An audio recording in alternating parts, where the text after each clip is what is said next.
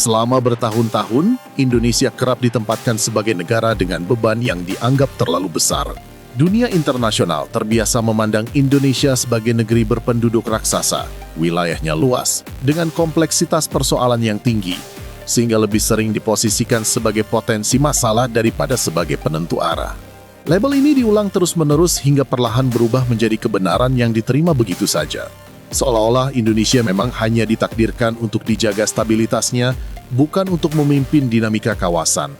Di mata banyak negara, Indonesia selama ini dianggap cukup penting selama tidak mengalami kekacauan. Selama ekonomi tidak runtuh, konflik sosial tidak membesar, dan politik domestik tidak meledak, kondisi itu sudah dinilai memadai. Korupsi yang tak kunjung tuntas, birokrasi yang berlapis, serta elit politik yang kerap tampak sibuk bertarung di dalam negeri, menjadi cerita lama yang terus diulang. Seakan tidak ada sisi lain yang pantas mendapat perhatian. Narasi inilah yang membuat perbandingan kawasan terasa timpang. Malaysia kerap dipersepsikan lebih rapi dan efisien. Australia terlihat lebih tenang dan mapan. Sementara Indonesia berada di tengah besar, tetapi dianggap lamban. Penting, namun jarang diperlakukan sebagai ancaman serius. Diperhitungkan, tetapi keputusannya tidak selalu benar-benar ditunggu. Di banyak forum internasional, suara Indonesia memang terdengar, namun tidak selalu menjadi penentu. Padahal geopolitik tidak bergerak berdasarkan persepsi lama atau nostalgia masa lalu. Dunia bergerak mengikuti angka, pola, dan konsistensi jangka panjang. Dan justru di titik inilah perubahan mulai terasa. Bukan lewat ledakan besar atau deklarasi dramatis, melainkan melalui pergeseran perlahan yang nyaris tak bersuara, namun dampaknya menjalar ke berbagai arah. Indonesia tidak tumbuh dengan cara yang sensasional. Tidak ada lonjakan ekonomi yang menciptakan euforia sesaat. Sebaliknya, pertumbuhan berjalan stabil di kisaran rata-rata 5% per tahun, hampir tanpa jeda berarti. Ketika banyak negara maju terseok di angka 1 hingga 2% dan negara berkembang lain bergerak naik turun seperti roller coaster, Indonesia melaju seperti pelari jarak jauh yang konsisten dan jarang tersandung. Yang membuat pertumbuhan ini terasa berbeda adalah fondasinya. Indonesia tidak lagi sepenuhnya bertumpu pada satu sektor atau sekadar mengandalkan komoditas mentah. Konsumsi domestik yang kuat menjadi penyangga utama, ditopang oleh industri yang kian matang serta ekspor bernilai tambah yang perlahan menguat. Banyak sektor ini tidak viral dan jarang menjadi bahan perdebatan panas. Tetapi justru karena itulah ia kokoh dan tahan guncangan. Salah satu contoh nyata terlihat pada industri minyak esensial dan aromaterapi. Indonesia diam-diam menjadi pemain penting dalam rantai pasok global, mulai dari nilam, cengkeh, pala, hingga sereh wangi. Produk-produk ini menjadi bahan baku utama industri parfum, kosmetik, dan wellness dunia. Tanpa banyak sorotan, ladang dan penyulingan di Indonesia menopang industri bernilai miliaran dolar menjadi bukti bahwa kerja keras kita ini akan bisa terus menghasilkan dampak yang baik. Kita melihat bahwa kuartal ketiga kemarin kan sebenarnya cukup tidak terlalu menggembirakan ya kondisi sosial politiknya. Nah, akan tetapi kita bisa tumbuh sekuat 5,04 ini kabar baik sekali. Karena apa? Karena ini memang sesuai dengan kebutuhan masyarakat kita. Kita harus terus menciptakan lapangan kerja. Dan tadi persis sekali ketika diumumkan oleh BPS, sekaligus juga ditunjukkan data ketenaga kerjaan. Di mana ketenaga kerjaan kita berhasil menciptakan lapangan pekerjaan dan tingkat penganggurannya turun lagi. Kita sangat spesifik melihat pertumbuhan ekonomi ini bukan hanya demi pertumbuhan ekonominya, tetapi bagaimana dia menciptakan lapangan pekerjaan. Nah, Pak Prabowo sangat insist sekali bahwa pembangunan itu harus dimulai dari masyarakat miskin dan rentan dan juga terutama dari sektor pertanian. Nah, salah satu yang harus kita juga highlight di data terakhir ini adalah khususnya bahkan 3 kuartal terakhir.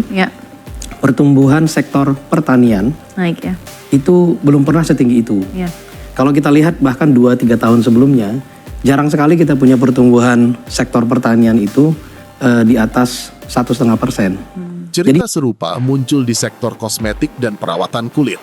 Banyak merek internasional yang tampil dengan citra Eropa atau Korea ternyata memproduksi produknya di Indonesia. Alasannya bukan soal sentimen, melainkan perhitungan rasional.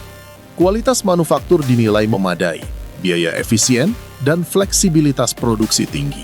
Indonesia mulai unggul bukan pada skala semata, melainkan pada presisi dan keandalan.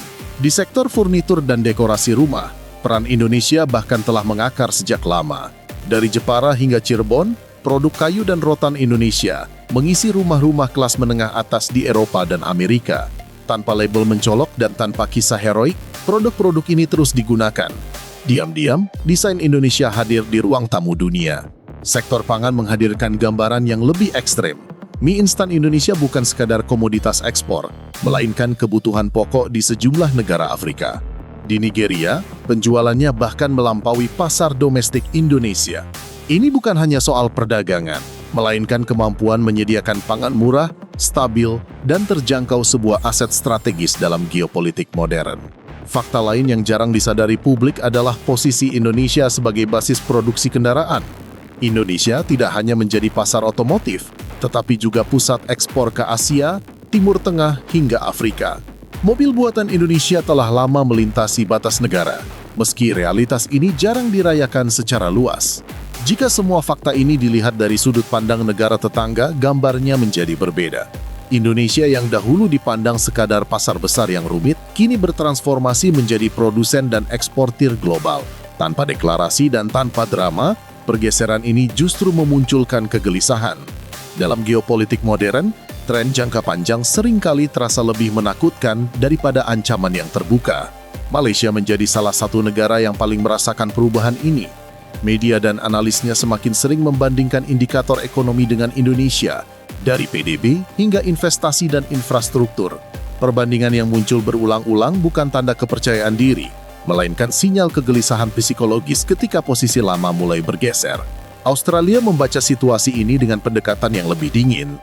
Bagi sebagian analisnya, Indonesia dalam jangka panjang dipandang sebagai tantangan strategis yang kompleks bukan karena agresi militer, melainkan kombinasi demografi, kekuatan ekonomi, dan posisi geografis.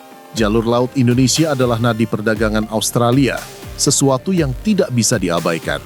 Yang membuat banyak pihak berhitung ulang adalah kenyataan bahwa Indonesia memiliki leverage besar, namun memilih tidak menggunakannya secara agresif. Dalam strategi global, ketidakpastian semacam ini seringkali justru lebih mengganggu dibandingkan ancaman terbuka. Karena itulah, pendekatan yang diambil lebih condong pada kerjasama, bukan konfrontasi. Perlahan dunia mulai menyadari sebuah ironi besar.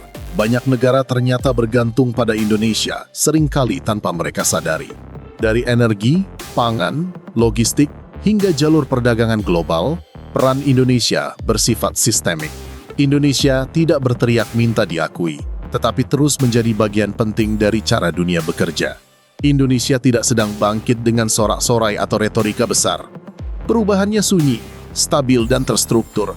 Dan justru karena itulah pertanyaan dunia kini bergeser. Bukan lagi apakah Indonesia penting, melainkan seberapa siap dunia menghadapi Indonesia yang mulai sepenuhnya menyadari posisinya sendiri di panggung global. Pada akhirnya, pertanyaan terpenting bukan lagi apakah Indonesia akan bangkit, karena proses itu sudah berjalan. Pertanyaannya kini adalah, apakah Indonesia mampu menjaga konsistensi, membaca posisinya dengan jernih, dan menggunakan pengaruhnya secara bijak.